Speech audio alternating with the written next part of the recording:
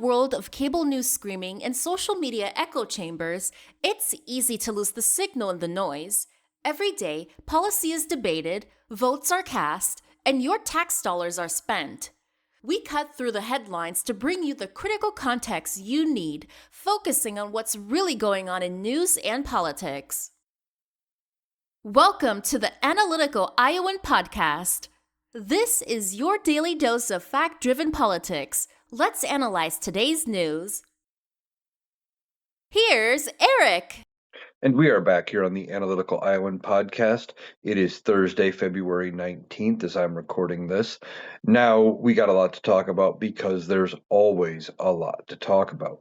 Now, recording this a little earlier than I have my last several podcasts, hoping to still get this up yet today. Was hoping to have this up a little earlier, but got busy digging into the news and the politics, getting stories out for TikTok. And I'm hoping you guys are enjoying that content as well. Now, just a reminder, I was yesterday's guest over on the Rational Boomer podcast. If you haven't checked it out, you should. And today on the Rational Boomer podcast is a live that I joined Mike on last night on TikTok. So two good opportunities if you like my content or like my opinions on things to get my takes on some of the things going on. Now, we got a lot to talk about, and there's a couple of huge stories going on. One of the big stories was this morning. There was the inaugural meeting of Donald Trump's Board of Peace. And in this Board of Peace meeting, he admitted that he probably broke the law. Now, he didn't come out and say, I broke the law, everybody, I should be charged. No, he didn't do that. But he comes out and he says that he is committing $10 billion to the Board of Peace, and that he's gotten $7 billion in commitments from the other member nations. Now, the Board of Peace is something that is going to be gone after Donald Trump is gone. This is his backup plan, or his version of the UN, rather, however you want to look at it. He is trying to find a way to replace the UN, and this is it. He is going to come out with the Board of Peace. He thinks he should be the sole person to have discretion over where the money goes. And all of this is about peace in the Middle East and rebuilding everything that is going on in Gaza.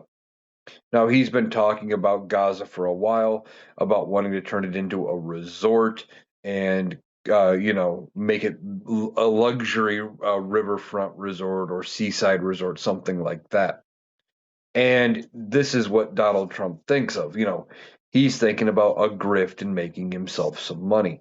And he even came out and he thought maybe he'd make some money on the deal. He said that during that meeting, that maybe he would get some money out of it. Now, he was probably joking, but Donald Trump doesn't really know how to joke. He doesn't have a real sense of humor. And I would beg any Republican, any MAGA, even though I block most of them, point to me any comment that he has made where he is actually funny, not being mean or cruel or says something dumb that you claim he is being funny. If there is one, I would love to see it because I haven't seen it. Donald Trump really doesn't know humor, especially anymore. His mind is gone. He doesn't understand a lot of what is going on around him. And I think there are a lot of people taking full advantage of that. All they have to do is pat him on the ass, tell him he's a genius, tell him he doesn't have a small dick. And there you go. You'll get him to do whatever you want.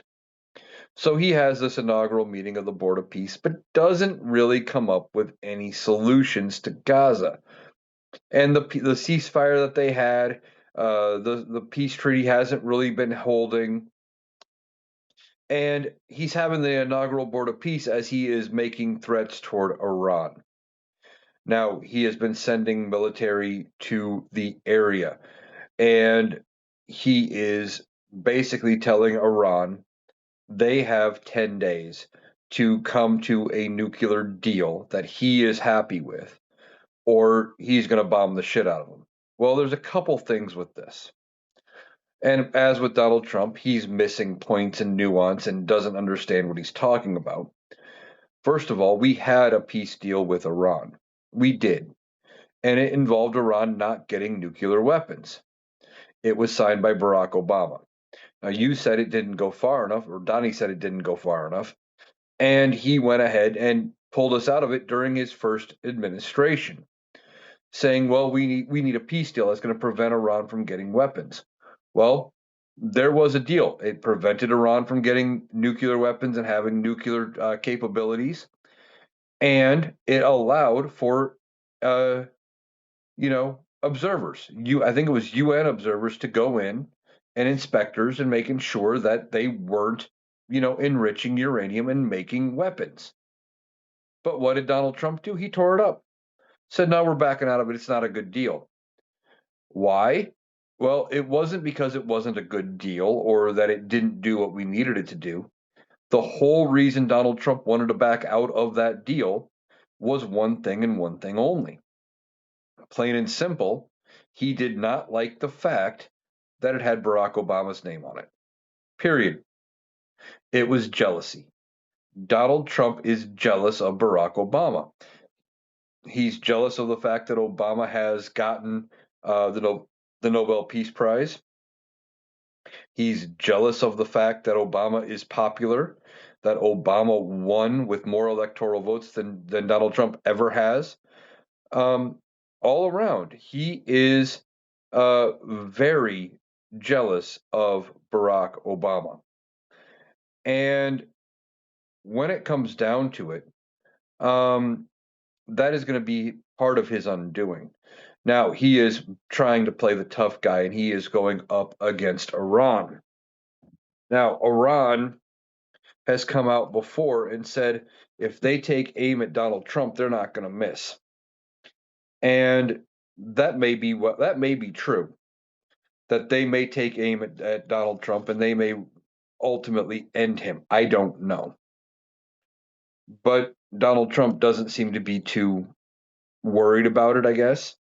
He has come out in the past and has said that if Iran does anything to him and takes him out, he has left explicit instructions for what to do because of it. Here's the thing with that. Once he's gone, those instructions mean jack shit.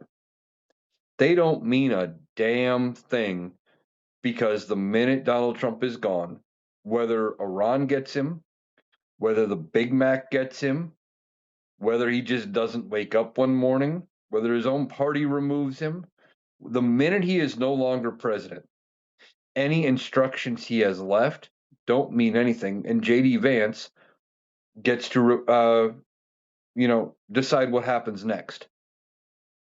So it would be up to JD Vance if Iran took out Donald Trump to decide what our response would be.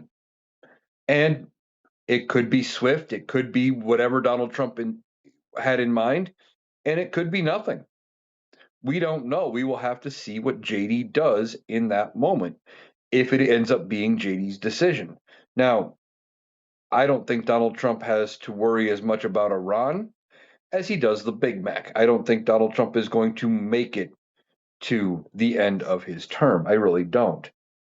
I think he ends up passing away before the end of his term, and we are going to have to deal with something we haven't seen since Kennedy, and that is a president dying in office. We've had to deal with the death of former presidents before, but we haven't had one die in office since Kennedy. Now, there will be people on both sides of the aisle that are going to be shocked if he passes away. They will. There are some on both sides of the aisle, I believe, that are going to cheer. There's going to be celebrating for at least some people in this country. And when he is gone, that is step one to righting the ship and fixing what is wrong with this country. But why do I say he's not going to make it to the end of his term? Well, look at his health. His health is not good. Okay. We've talked a lot. We've talked at length about his health. Donald Trump keeps talking about having taken these cognitive assessments, and he describes them as aptitude tests and IQ tests and all things like that. Well, they're not. They're the Montreal Cognitive Assessment. We went over it on a podcast just a couple days ago. And I read the questions in the Montreal Cognitive Assessment on the podcast. It's about deciding where your cognitive level is compared to an average person. Now, they say average person, which is kind of subjective, yes, but these questions aren't hard. It is draw a line from 1 to A, from A to 2, from 2 to B, until you get to the end of the puzzle. Draw a clock, right? Remember 5 words. Um, identify 3 animals. And then some of the questions that Donald Trump referred to as very hard. What day is it? What year is it? Where are you right now? Those kind of questions, he said those were very hard and nobody could pass them but him. Now, when you're taking those kind of assessments, no matter how you do on that assessment, they tell the family and the people around the person taking it. Because I've been there. I've been in a room with somebody who has taken one of those assessments. They tell you, no matter how they do, act like they do fine. You don't want to react to something that is off. So even if they draw a clock face and it looks like the melting clocks from that famous painting, which the name of which I can't think of right now, you don't react to it, right? You act like it is perfectly normal because you don't want to agitate them and upset them. And then you take a person like Donald Trump who has anger issues, who has problems regulating his emotions, and you have somebody who is an outright narcissist who is very publicly known as a narcissist. And you combine all of that, right? They're not telling him the truth. They're telling him he passed regardless of how they actually think he did, because they're afraid of what he would react to if they told him how bad it really was. But beyond his talk of cognition, you have the fact that he falls asleep in public. In fact, it looked again today, probably because his meeting was earlier than he normally gets up. Yeah, it was up. He was up early this morning. I just had to look it up to confirm that. But apparently, and I'm reading an article that was published as of 9:06 a.m. Eastern today. And it was talking about what happened at the Board of Peace meeting. So Donald Trump a lot of days doesn't start before 10.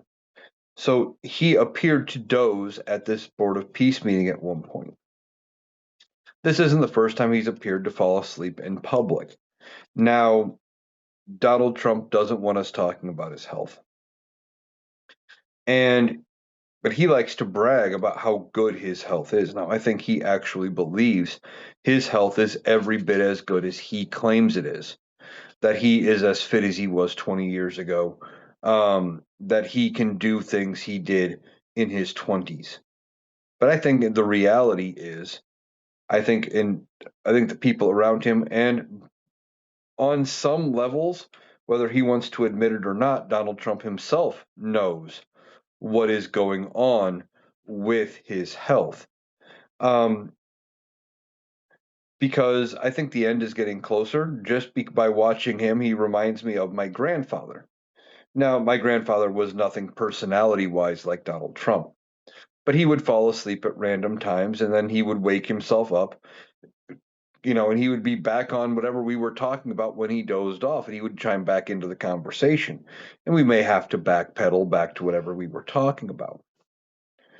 And despite his best efforts, my grandfather would not be able to sleep during the night.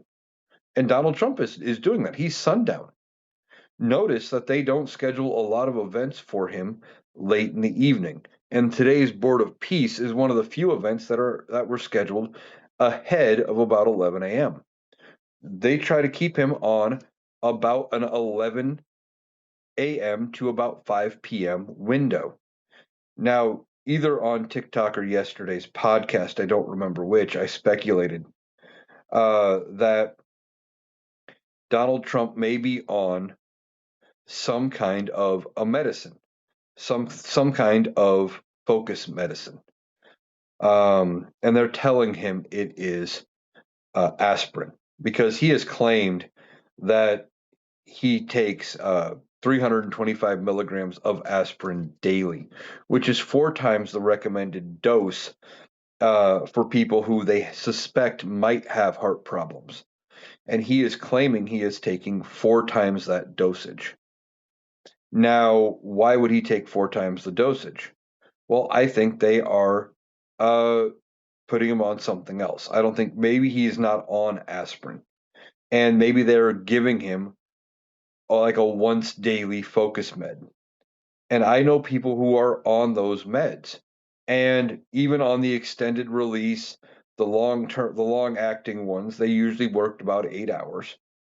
Took about half an hour to kick in, and you got about 6 or 7 hours of good performance out of the med, and then about an hour of it wearing out of the person's system. And if that's what Donald Trump is doing, if he's taking something like that, that would explain why he doesn't usually start before about 11, and they wrap him up by about 5.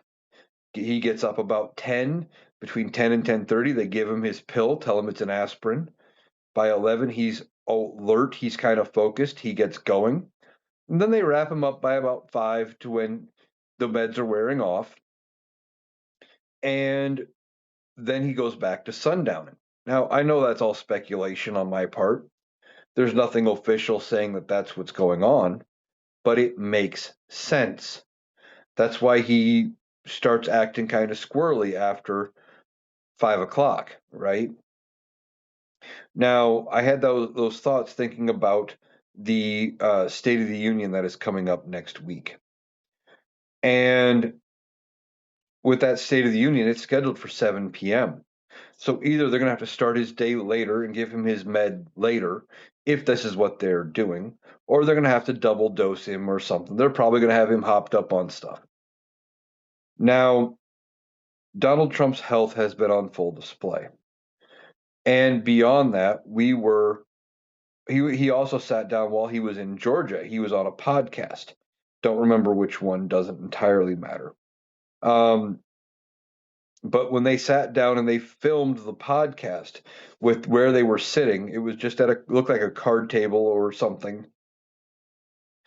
And he was sitting in a chair. There was nowhere for him to hide his legs, and his swollen ankles were very present, and he couldn't hide it, right? Donald Trump's ankles are swollen, which we know they have admitted that he has chronic venous insufficiency. So, with this chronic venous insufficiency, they are saying that that's causing the swelling. Well, if they're willing to admit that, how bad is it really? Because we know Donald Trump wants us to believe that he is as fit as he was in his 20s. He's not. He wants us to believe he is 6'3" and 235 pounds. He's not. The whole thing, Donald Trump's health is bad. We know this, and it's getting worse. They're not going to be able to hide it forever, and eventually, he's going to be gone. And like I alluded to when I talked about Iran taking out Donald Trump, when he's gone, there's going to be a celebration, at least from a part of this country. It's going to be similar to what happened in 2020 when Joe Biden won the election. There's going to be celebrating in the streets. Hell, there may be celebrating in the streets even if Donald Trump lives all the way through the midterms and the Democrats take back the House of Representatives. I mean, the whole situation here is that Donald Trump's not well liked. When he is gone, people are going to celebrate. And I think on some levels, he's worried about people remembering him. He's worried about what happens next. Now, when I was talking about Iran taking him out, he says he's got orders given for what happens. Like I said, JD Vance will be in charge. And at that point, JD Vance, it will be up to him to decide how they move forward. Now, I think when JD Vance takes over, whether it is because of Iran at this point, whether it is the Big Mac, whether it is them using the 25th Amendment or impeaching and removing Donald Trump. If J.D. Vance becomes president ahead of the end of this term, which is set for January 20th, 2029, if J.D. Vance becomes president before any of that, he is going to be given strict marching orders to right the ship, to fix things. And how is he going to fix things? Well, he's going to start by letting go, either publicly or quietly, I don't know which, most of this cabinet. Most of this unqualified cabinet is going to go away. These are the best that Donald Trump could get because Donald Trump is a goof, because he is unserious, and because no serious Republican wanted to have their name tied to Donald Trump. Now, beyond that, he is going to be given strict orders by establishment Republicans to right the ship when it comes to a bunch of the other things. The tariffs, if they haven't been overturned by Congress yet, would probably go away. He would be told to fix things when it comes to our foreign relations and things like that. I think you would see an ICE scale back. Maybe not directly, maybe not something where they come out and say they are doing it. It just kind of happened in the background, and suddenly we just wouldn't be hearing about it. And that's going to be a lot of what is going to go on, I think, when Donald Trump is gone. That J.D. Vance is going to end up ultimately just trying to do what he can to fix it, trying to save things for either the midterms or for the 2028 general election. Now, one of the other big stories coming out today, Andrew Mountbatten Windsor, the former Prince Andrew in the United Kingdom, the brother of the current king, was arrested today, and he was charged in connection to the Epstein files. Now, it was not because of anything involving underage girls. That was not why he was arrested and charged. He was arrested and charged because of emails in the files that basically pointed to the fact that Andrew Windsor sold state secrets. Effectively, he is being charged with official misconduct while in official capacity or something, which is a fancy way of saying mishandling of classified information and or treason. Now, the penalty for Andrew Windsor is up to life in prison if he is convicted. Now, he was apparently booked and released, but he was given no special treatment because he was the brother of the king. Now, that is way different than what is going on here in the United States. As a result of Andrew Windsor being arrested, Donald Trump was asked a softball question on his way to Rome, Georgia, by Peter Doocy of Fox News. And Donald Trump didn't even realize it was a softball question. The question was simply, do you think people here who are in the files should face accountability?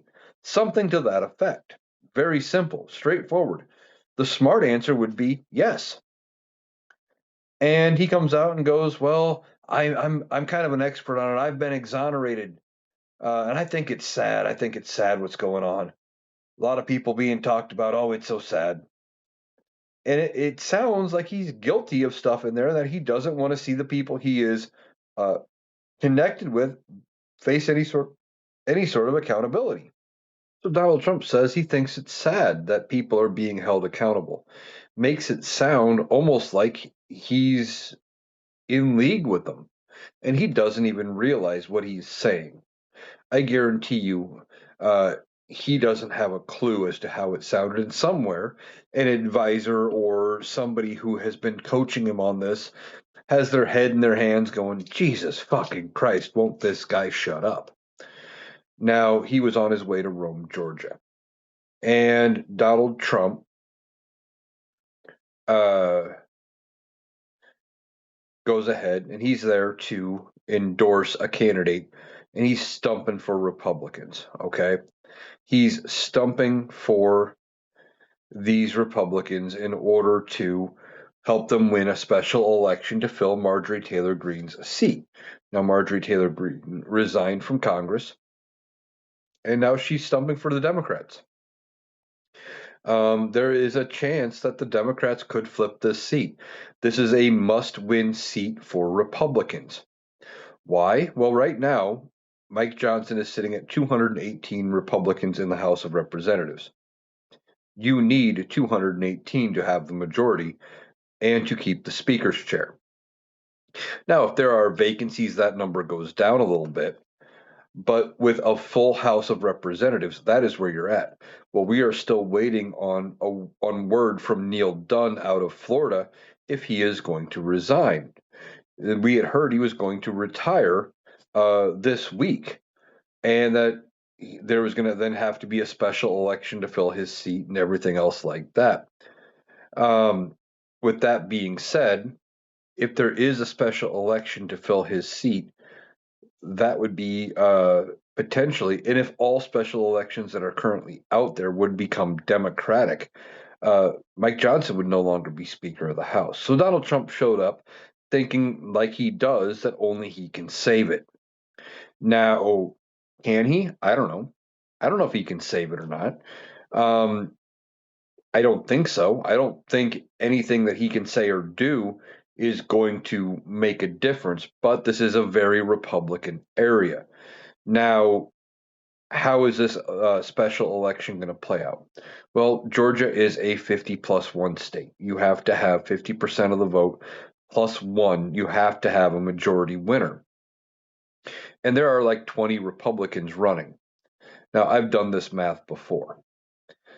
If you have, let's say, 100 people show up to vote, just 100, and you have 20 Republicans, and they get 80% of the vote between them, and it's all split evenly. That's 4 votes apiece. But you got 3 Democrats getting the other 20 votes. Well, that would be something like, what would it be? 20 votes split 3 ways would be 6 votes each. Okay. Well, your top 2 vote getters are going to be Democrats. And then there will be a runoff election between 2 Democrats and the seat flips. Donald Trump is terrified of losing his majority in the House of Representatives. He's afraid that they are going to impeach and remove him, that they are going to do investigations and embarrass him.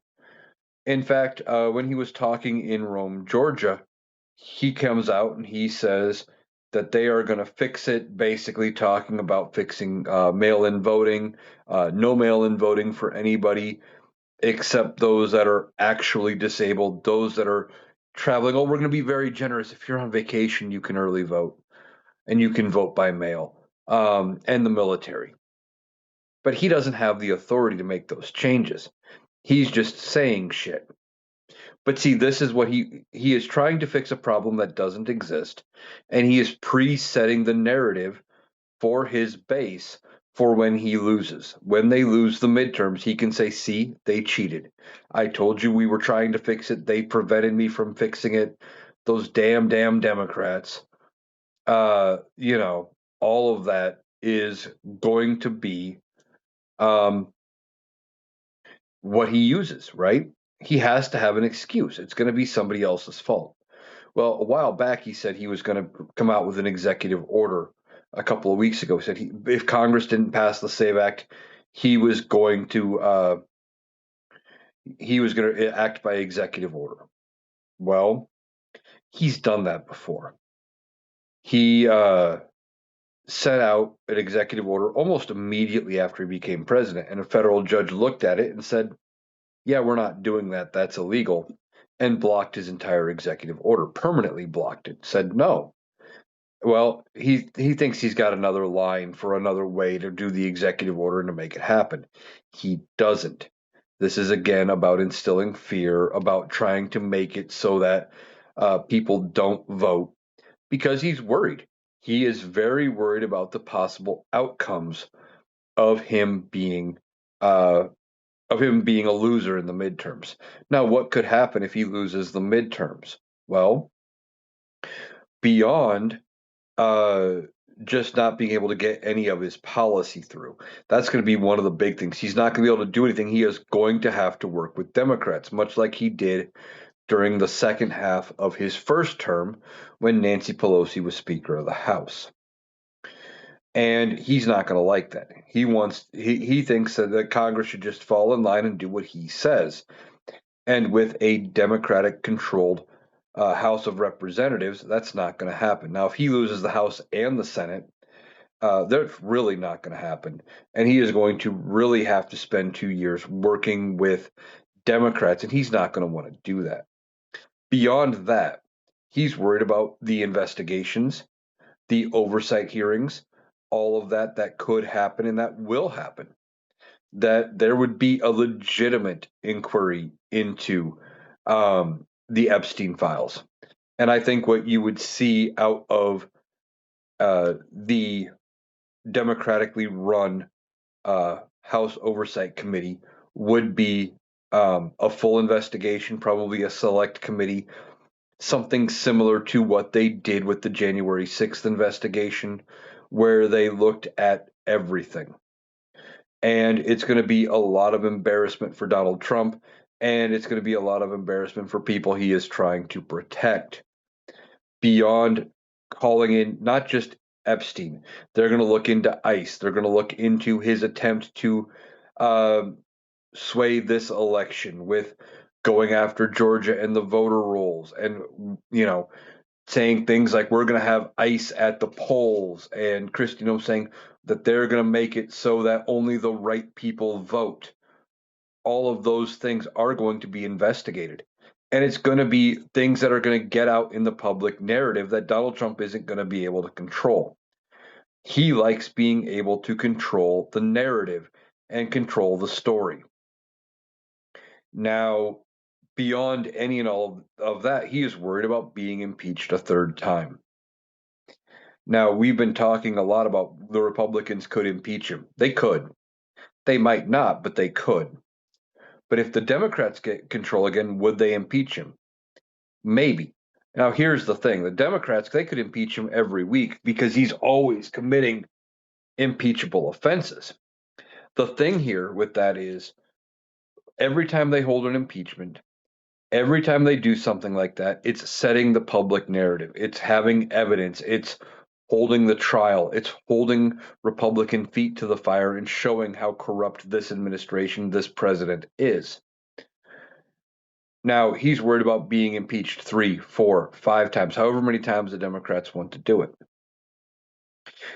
Is it going to matter? I don't know, because it's going to be up to the Republicans. I don't see any path with the current electoral map for the Senate. I don't think there is any way, even with all of the seats that are currently held by Republicans that are up for election this term, I just don't think there's enough of them that could flip that would give the Democrats control. Even if every Republican seat flipped, I don't think they could give them enough of an edge in the Senate to be guaranteed to remove somebody on impeachment. Now they could get there and they could end up in control of the Senate, which by itself is going to be huge. But I don't think they can get to 2/3 this time. I mean, in the last 2 decades, they've only once has either side had 60 vote majority, and that was Barack Obama during like the first 2 years of his term, and they only had that for I think several months, and they because of illnesses and things they weren't able to get hardly anything out of that whole deal.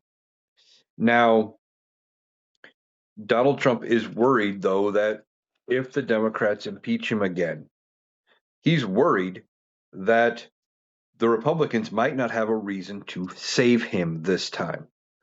Why?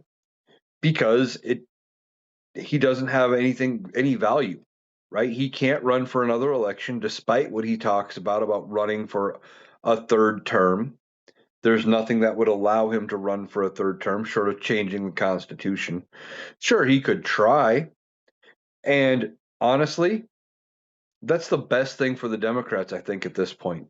If the Republicans try to run Donald Trump for a third term, if he is still alive, and we've talked about it, I don't think he will be, but if he is still alive for that third term attempt, um, I think that would be the best thing for the Democrats. You may see a 400-point electoral college victory. You could see seats flipping that had no chance of flipping before. In fact, Democrats are talking about the possibility of winning races now that they thought were out of their grasp. They are. They're talking about it. They're saying, "Hey, we could take the Senate," and I think it's possible that they could take the Senate. Um, the Democrats are in position to make major changes. Here's the problem. Here's one of the things I'm worried about. Just because the Democrats get the House or the Senate or both does not automatically mean everything is going to be fixed. Just like if the Democrats get the House, get the Senate, and hold them in 28, and then pick up a Democratic president, whoever that might be. And I don't care if we're talking Gavin Newsom. I don't care if we are talking Kamala Harris. I don't care if we're talking Pete Buttigieg, Andy Beshear. It doesn't matter. There are so many good nominee potentials for the Democrats. Now, what I'm saying is, if there's a Democratic president with a Democratic controlled Congress in 28 or after the 28 election, it's not going to be an immediate fix. They're not going to right the ship right away. It's just not going to happen. It's going to take time and effort to fix it. It could take multiple election cycles to fix everything that needs to be fixed. And the problem that I'm worried about is something that happened in 2022. Joe Biden had been in, things hadn't gotten fixed fast enough. And even though it wasn't nearly as bad as it could have been, the Republicans were able to flip control of the House of Representatives back to them. Why? Because typically the party in the White House loses seats in the midterms. And people said, well, okay, we tried that for 2 years. We got to put the other party back in control of something for a little bit. We can't do that again in 28 and 30. If the Democrats win in 28, they need to have a chance to actually right the ship and fix a bunch of the problems that are going on in this country. I'm just really worried that there's a section of this country that is not going to be able to understand it. That they are going to want faster results than what can reasonably be delivered, and they are going to want those results now. They're going to want them yesterday. And if everything hasn't been made better and fixed in 6 months, that the Democrats suck and why do we ever elect them is what we're going to hear.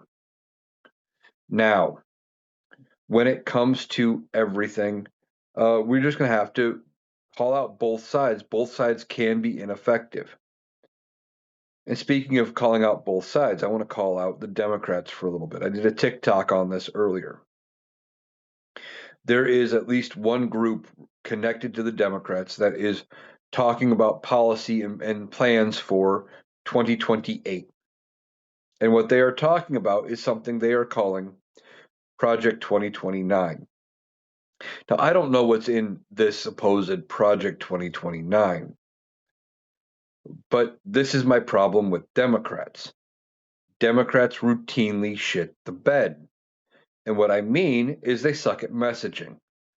If they do this, if they come up with Project 2029 as their plan, and they start calling it that, actually calling it that, they are going to lose a bunch of voters who are going to go back to saying, well, see, both sides of the coin are the same.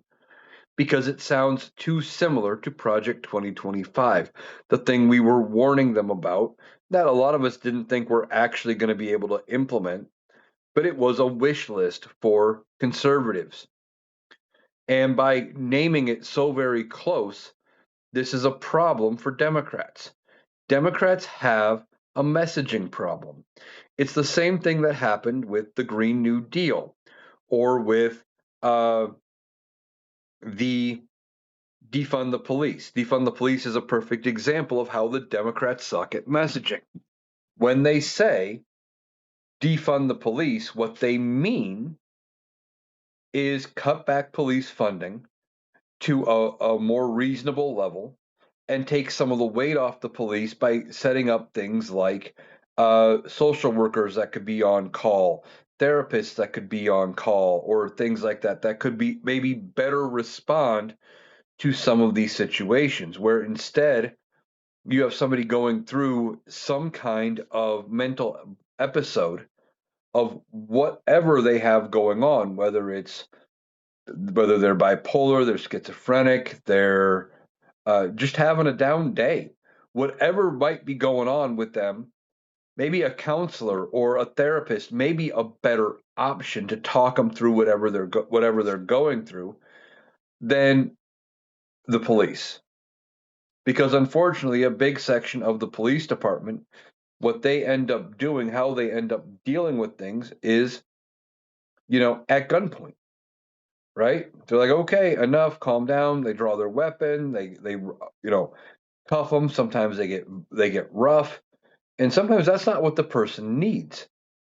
Sometimes all they need is someone to listen and someone to talk to. But that's not the message. When they come out with this forceful message of defund the police, well, Republicans were able to co-opt that message, spin it, and turn around and say, see, they want no police protection. They want to get rid of, the police altogether. Same thing with the areas that have gotten rid of cash bail. Now, for the areas that have gotten rid of cash bail, what that means basically is if your crime is heinous enough, you don't get out. Basically, it's based on the crime and your likelihood to reoffend.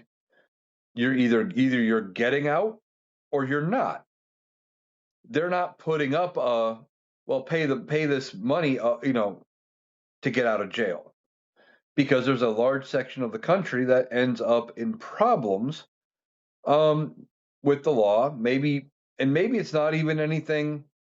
So while it's dumb, maybe you get caught for a DUI, but you get pulled over, you get sent to the drunk tank, but you can't end up getting yourself out on bail because you can't afford it, right? So instead of being able to get out, you have no likelihood to reoffend. Maybe you've never been in trouble with the law before, but because you couldn't afford to pay, you have to stay.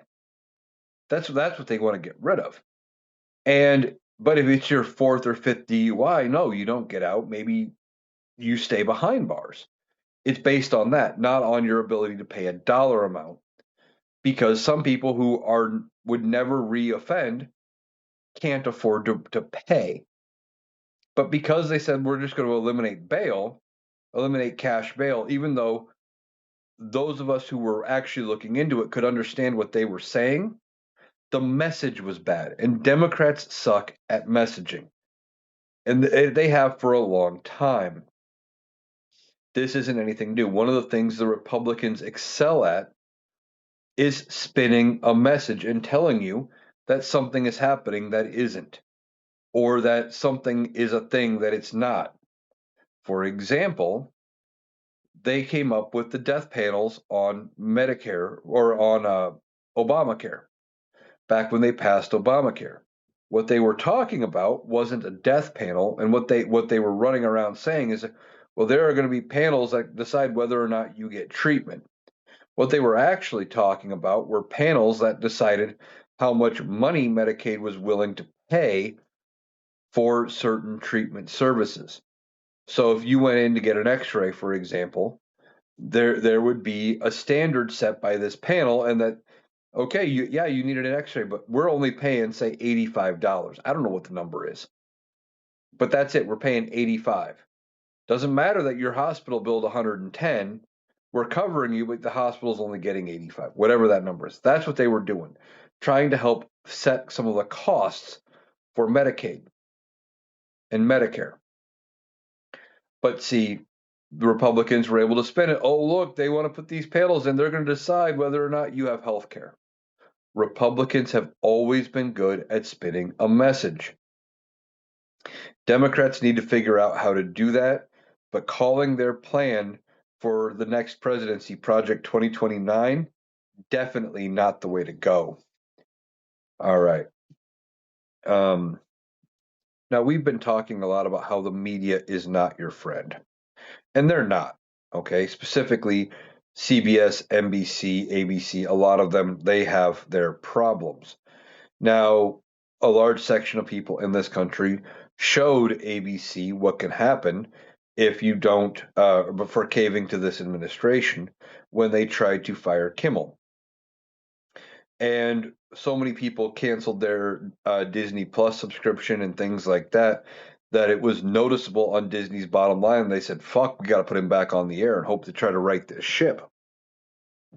Well, CBS and The Late Show with Stephen Colbert, they haven't decided, they haven't reversed course on not renewing Colbert's contract, and they've decided to end the Tonight Show or the Late Show. The Late Show. But anyway, it doesn't matter which one it is. Either way, Colbert is not going to be getting a new contract, or at least that's what it sounds like. Now, he was supposed to have Talrico, the Senate hopeful from Texas.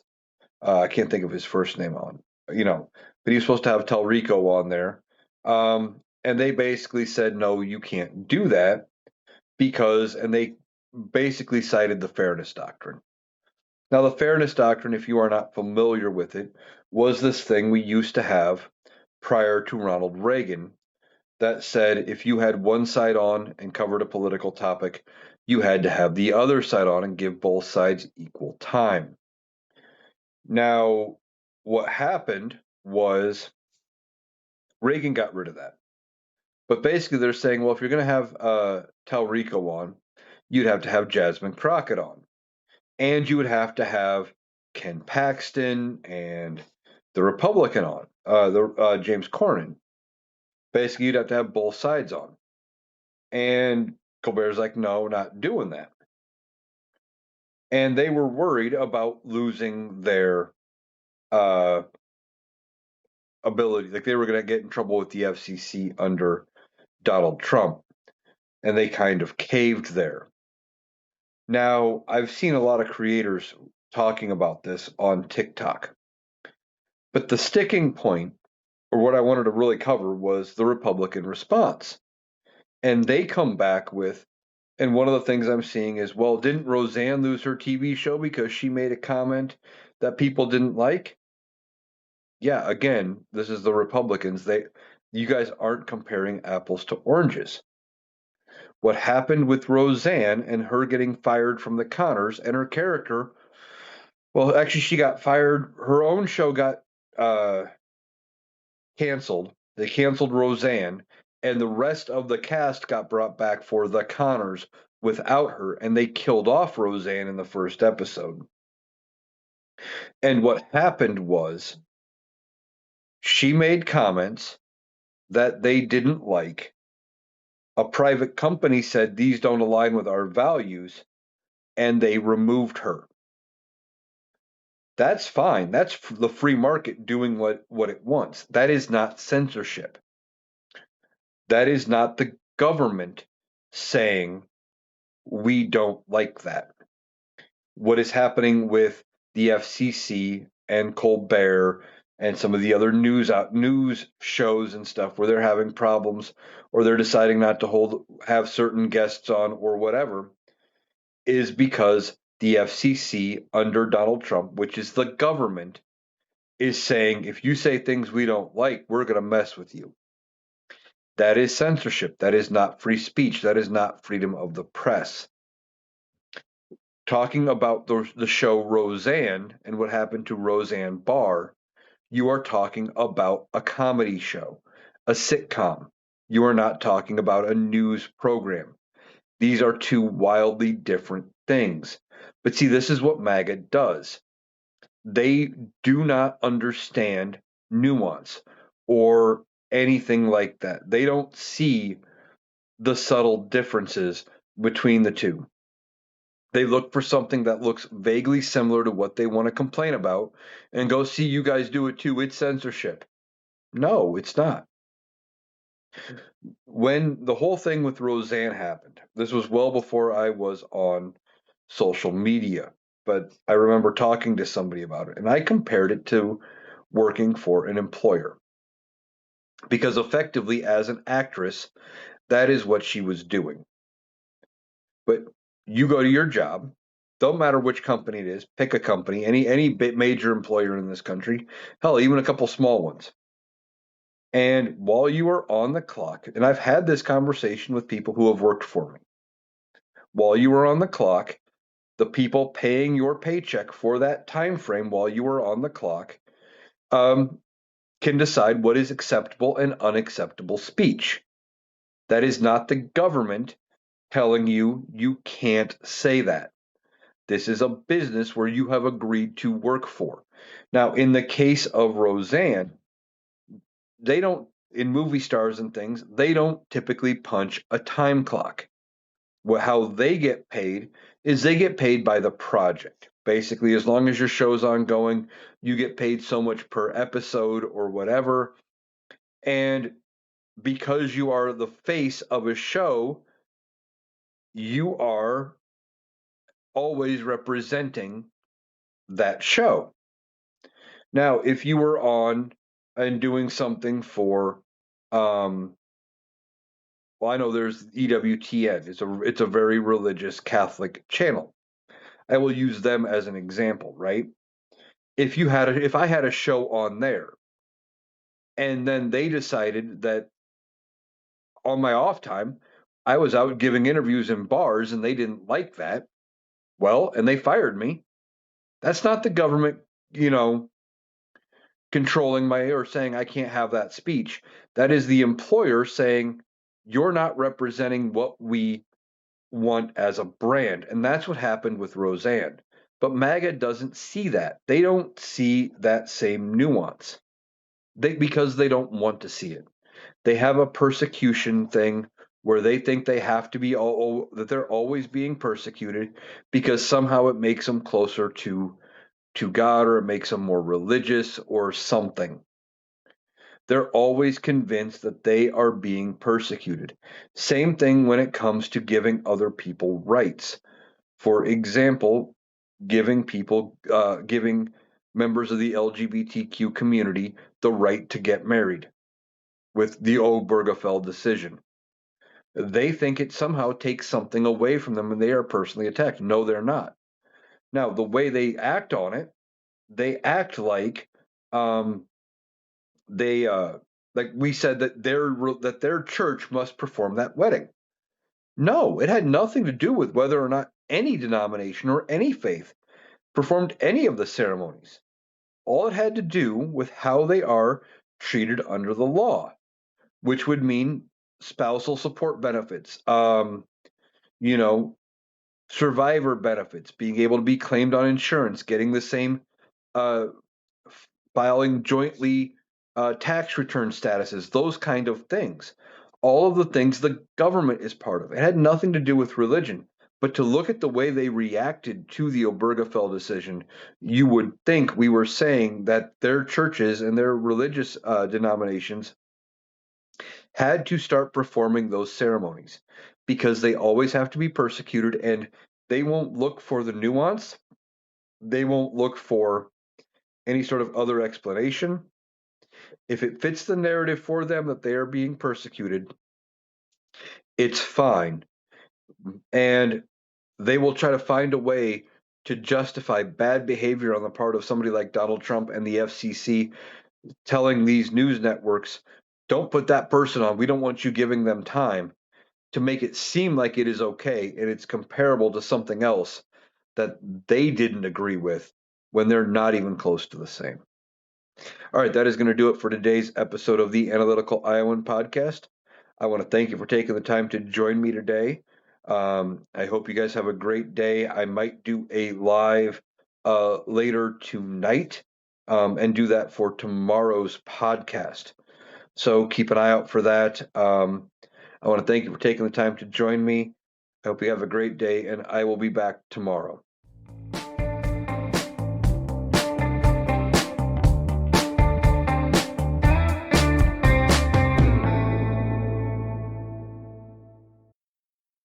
That was Eric. That does it for our analysis today. If you appreciated us cutting through the noise to get to the critical context, please make sure you're subscribed to the Analytical Iowan podcast on Spotify and YouTube. We'll be back tomorrow. Thanks for listening.